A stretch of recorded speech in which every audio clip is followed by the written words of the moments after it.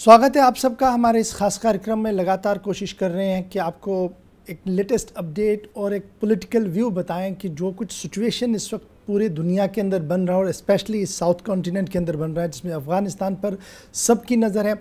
आज इस पर हमारा फोकस पॉइंट रहेगा क्योंकि आज जो हमारे मेहमान है वो एक्सपर्ट है इस पूरे मामले पर और ख़ुद बहुत बार डील कर चुके हैं अफ़गानिस्तान के साथ। भारत के फॉर्मर फॉरेन मिनिस्टर हमारे साथ हैं और उसके साथ साथ एक लेजेंडरी फाइनेंस मिनिस्टर भी रह चुके हैं हमारे साथ। आज मेहमान जो है यशवंत सिन्हा साहब। सर बहुत बहुत शुक्रिया सर हमारे साथ टाइम निकाल कर बात करने के लिए। सर सबसे पहले जो सिचुएशन अभी बन रहा है, चाहे सब कॉन्टिनेंट की हम बात करें, स्पेशली फोकस जो आज है वो अफ़गानिस्तान है।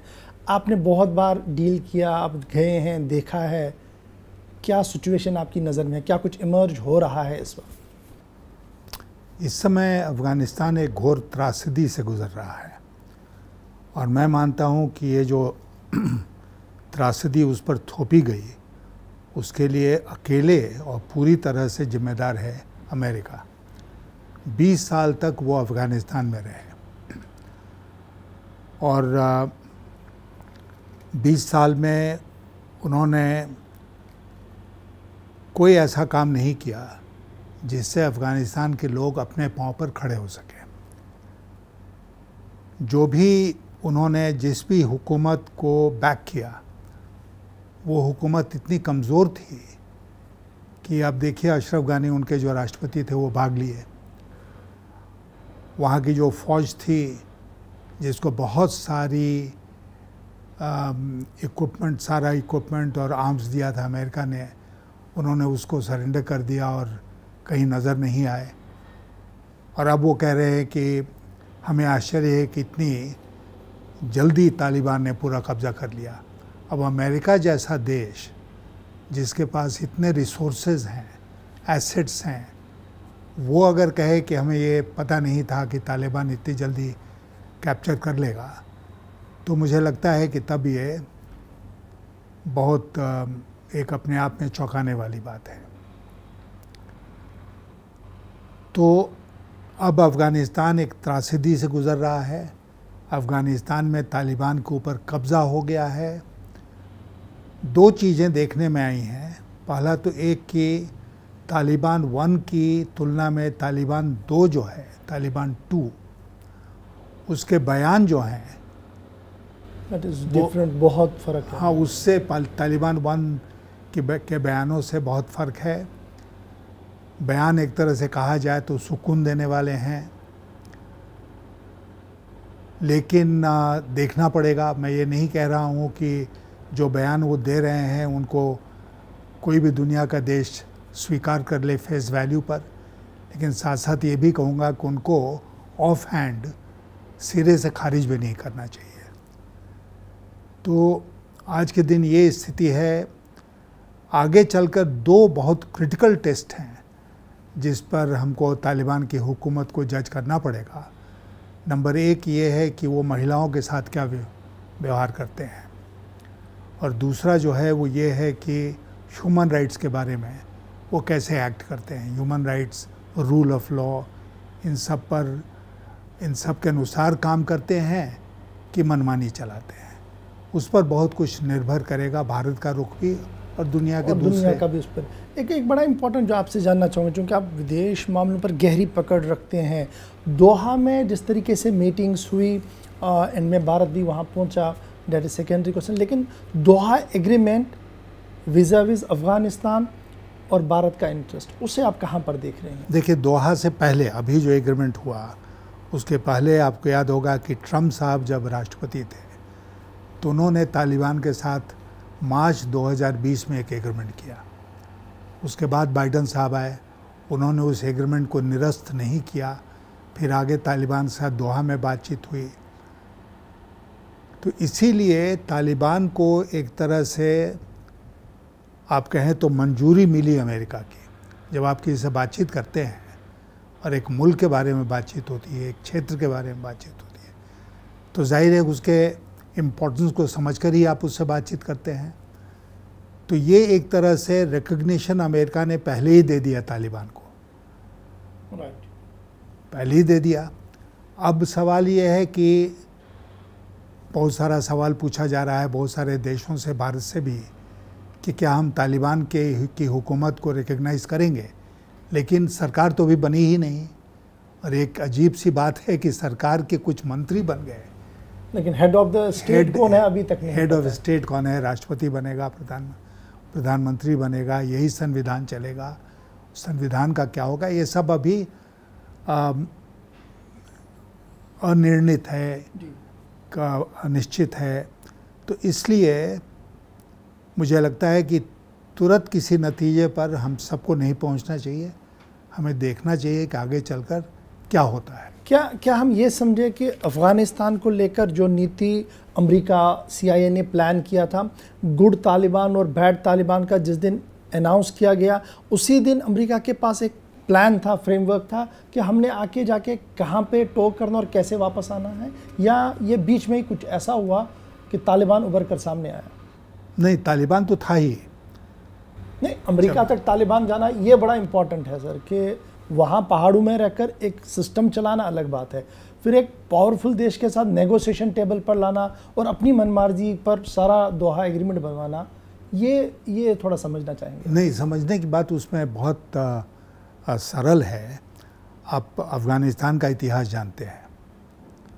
अफ़गानिस्तान एक ऐसा मुल्क है जिसमें आज भी लोग कबीलों में बटे हुए हैं, और अफ़गानिस्तान के ऊपर किसी दूसरे मुल्क ने कब्ज़ा नहीं किया, टिक नहीं पाया। आप जानते हैं उस वाक़या को, जब अंग्रेज़ों की एक फ़ौज गई अब काबुल, वहाँ छावनी बनाई उन्होंने, और उसके बाद उनके ऊपर अफ़गानियों का आक्रमण हुआ और उस पूरी फ़ौज में से केवल एक डॉक्टर लौट कर आया, सारे के सारे मार दिए गए। तो मैं ये कह रहा हूँ कि अफ़गानिस्तान के ऊपर कब्ज़ा करके हुकूमत चलाना ये आसान काम नहीं है। अफ़गानों के लिए भी आसान काम नहीं है, और बाहर के देशों के लिए तो बहुत ही मुश्किल है।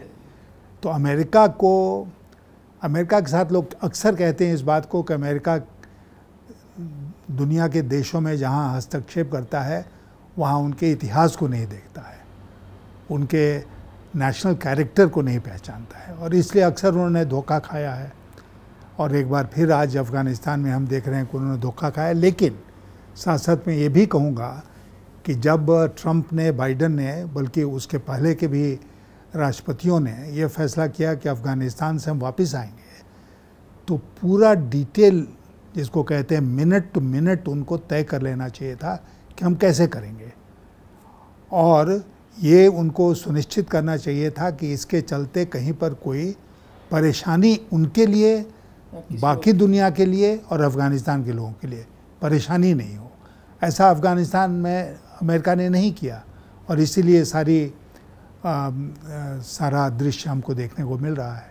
अच्छा, इस पूरे क्षेत्र में अब जो सिचुएशन अभी हम देख रहे हैं, रूस एक एडवांटेज लेने की कोशिश में। कल हमने देखा कि चीन के साथ उनकी बातचीत हुई है, रात को पाकिस्तान के प्रधानमंत्री के साथ बात हो रही है।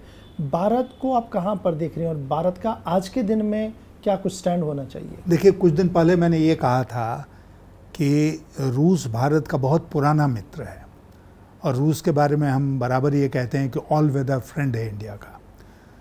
लेकिन शुरू के दिनों में रूस नज़र आया चीन और पाकिस्तान के साथ खड़ा हुआ अफ़गानिस्तान के मसले पर, तो मुझे भी आश्चर्य हुआ कि भारत बिल्कुल नदारद है इस मामले में। लेकिन इधर हाल के दिनों में हमारा एक डेलीगेशन गया मॉस्को, उन लोगों की बातचीत हुई है वहाँ के लोगों से। हमारे प्रधानमंत्री ने पुतिन से बातचीत की है फ़ोन पर, तो अब भारत जो है वो अप्रोच कर रहा है रूस को, ताकि अफ़गानिस्तान के मसले पर रूस का अलग रवैया हो, भारत का अलग रवैया हो। ऐसा नहीं होना चाहिए था, और शायद अब बातचीत के बाद होगा भी नहीं।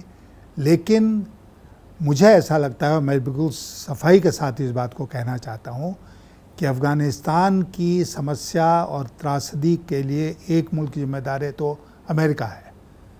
तो क्या भारत को अमेरिका के साथ खड़ा नज़र आना चाहिए? आप अगर अमेरिका के साथ खड़े नज़र आते हैं तो अफ़गानिस्तान में आपकी बहुत कदर नहीं होगी। और भारत के बारे में मैं आपको बता दूं, ये मेरा व्यक्तिगत अनुभव भी है कि अफ़गानिस्तान के लोगों में भारत के प्रति बहुत सम्मान है, बहुत इज्जत है, वो बहुत लाइक करते हैं भारत को, अफ़गानिस्तान के लोग जी, लोकल लोग जो हाँ, दुनिया के किसी दूसरे देश के लोगों की तुलना में भारत को सबसे ज़्यादा पसंद करते हैं। और एक पुराना रिश्ता, पीपल टू पीपल रिश्ता हमारा अफ़गानिस्तान के साथ रहा है। दूसरी बात जो हुई है पिछले 20 सालों में वो ये हुई है कि अफ़गानिस्तान के विकास के लिए हमने बहुत काम किया है। दुनिया के भी एक तो इनिशिएटिव उसमें हाँ, है, बड़ा हमारा नहीं, मैं आपको बताता हूँ कि जैसे सलमा डैम जी, जो आज फ्रेंडशिप डैम के नाम जाना जाता है, मैं जब हेरात गया और वहाँ लोकल गवर्नर थे इस्माइल खां, तो मैंने उनसे पूछा कि आपके लिए भारत क्या कर सकता है, तो उन्होंने कहा आप सलमा डैम बनवा दीजिए। तो हम लोगों ने तुरंत उस पर कार्रवाई शुरू की, सलमा डैम बन गया। उसी तरह जब मैं विदेश मंत्री था तो मैंने तब तक अफ़गानिस्तान में ये जो उनकी पार्लियामेंट है वो तंबू में बैठती थी, तो मैंने अपने एम्बेसडर से पूछवाया कि आप अफ़गानिस्तान की सरकार से बातचीत करो, अगर वो चाहें तो उनके लिए हम नया पार्लियामेंट बिल्डिंग वहाँ बनवा देंगे। तो उन्होंने कहा कि बहुत खुशी की बात होगी। तो भारत ने फिर वो पार्लियामेंट बिल्डिंग बनवाई। इस तरह भारत ने कृषि के क्षेत्र में, ताकि ओपियम ग्रो करने से वो बच जाए, कृषि के क्षेत्र में हमने काम किया, ट्रांसपोर्ट के क्षेत्र में काम किया। ये बहुत लंबी सड़क हमने बनाई, जरान देलाराम वाली। तो अफ़गानिस्तान में भारत का विकास का बहुत काम है और तालिबान के लोगों ने भी उसकी सराहना की है। सुहेल शाहीन का पिछले दिन तो स्टेटमेंट आया है। तो इसलिए अफ़गानिस्तान में कोई भी हुकूमत में हो, वो इस बात को जानता है कि भारत ही इस स्थिति में है कि आगे भी उसकी मदद कर सके। पाकिस्तान नहीं है उस स्थिति में, पाकिस्तान तो खुद कंगाल हो चुका है। इसलिए भारत इस स्थिति में है कि वो नया काम कर सकता है विकास का वहाँ पर। और हमारा दूसरा जो मैंने आपसे कहा एसेट है, वहाँ के लोगों का गुडविल है। तो इन दोनों के आधार पर हम अफ़गानिस्तान के साथ रिश्ते कायम कर सकते हैं।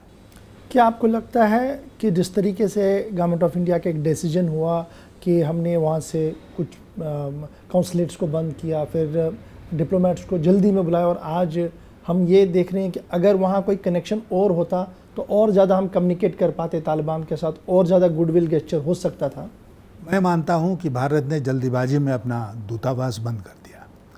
दूतावास में भारतीय कर्मचारियों की, राजदूत की सुरक्षा की चिंता करनी चाहिए, लेकिन जो राजदूत बनकर भारत का या किसी दूसरे देश का जाता है कहीं पर, तो साथ साथ ये भी जानता है कि वहाँ ख़तरा क्या है। तो इसलिए अभी तक एक भी मैं ऐसा उदाहरण नहीं देख रहा हूँ अफ़गानिस्तान में जहाँ किसी डिप्लोमेट पर हमला हुआ। तो इसलिए मुझे लगता है कि हमने अपने राजदूत को जल्दीबाजी में बुला लिया। अगर वो वहाँ होते तो आज भारत के लिए बहुत अच्छा एक मौका होता लोगों से बातचीत करने का, और तालिबान के लोगों से बातचीत करने का, और वहाँ से सही खबर दिल्ली तक पहुँचाने का।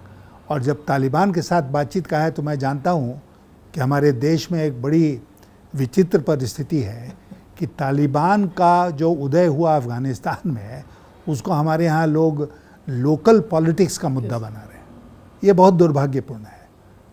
लोकल पॉलिटिक्स का मुद्दा बनाकर उस पर जो भी अपना निर्णय है सुना रहे हैं। मैं ये कहना चाहता हूँ कि इसी भारत सरकार ने तालिबान से दोहा में बातचीत की ना।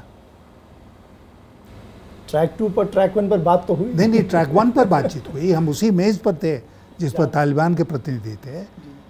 तो जब भारत सरकार ने ये फैसला किया तो भारत सरकार की जो पार्टी है, भारतीय जनता पार्टी, उसके लोग क्यों बिलबिला रहे हैं इधर उधर कि नहीं तालिबान ऐसा, तालिबान वैसा।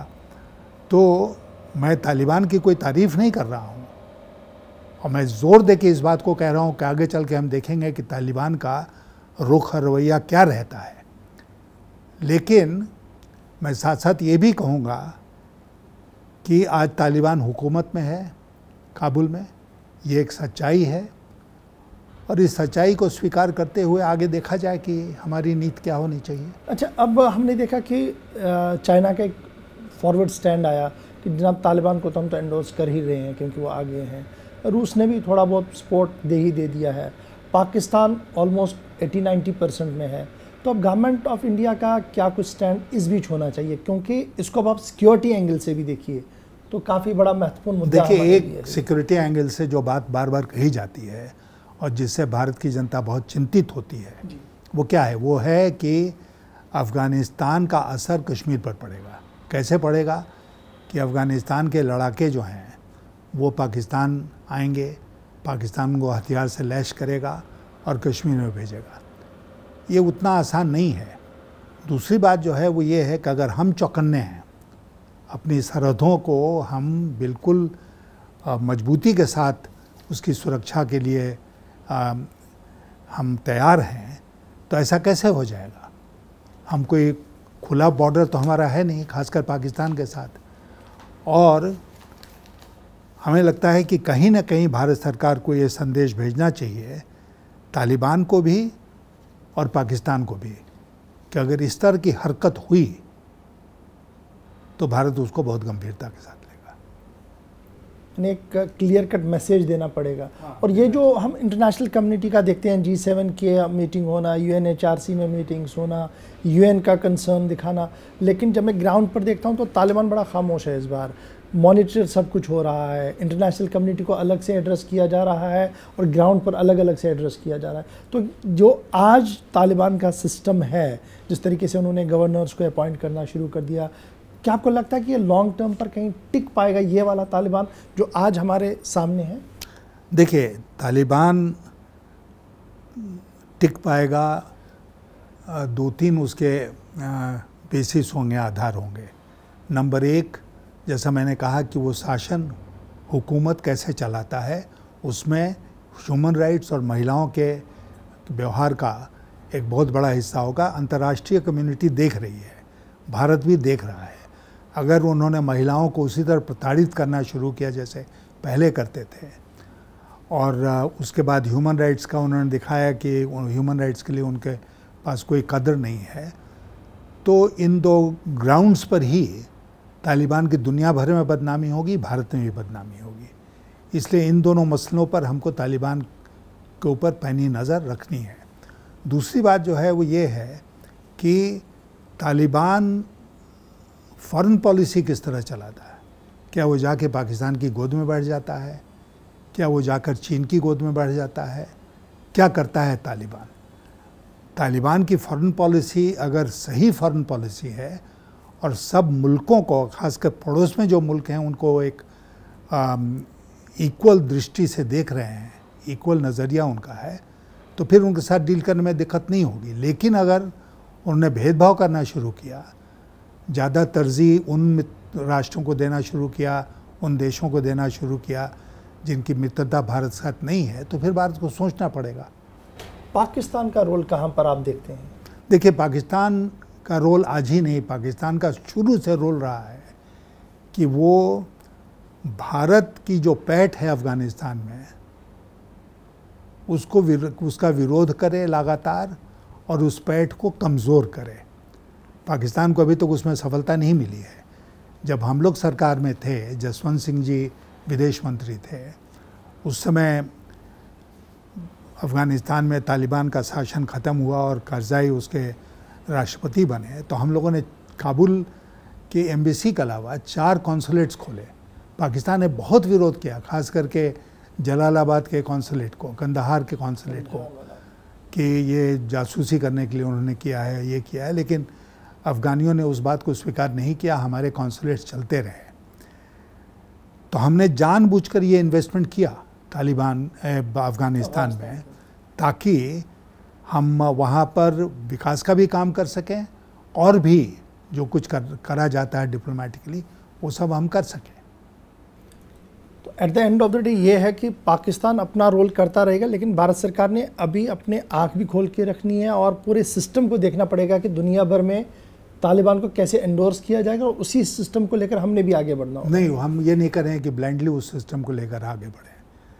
दुनिया के दूसरे देश क्या करते हैं उस पर हम नज़र रखेंगे, लेकिन हर मसले पर उन्हीं को फॉलो करेंगे ऐसा नहीं, कभी कभी भारत को लीड भी करना पड़ेगा और दूसरे देश जो हैं वो भारत को फॉलो करें। आज की विदेश नीति को आप कैसे देख रहे हैं? देखिए, विदेश नीति तो बहुत एक बड़ा मुद्दा आपने उठा दिया। विदेश नीति को मोदी सरकार ने पर्सनलाइज कर दिया। प्रधानमंत्री के व्यक्तित्व के इर्द गिर्द ही विदेश नीति घूम रही थी। ये कोरोना काल है, इसलिए इसमें पिछले 15-20 महीनों से मोदी जी विदेश नहीं गए, लेकिन आप जानते हैं कि वो विदेश जाते थे और विदेश में उनकी क्या उपलब्धि होती थी उस पर कम विचार होता था।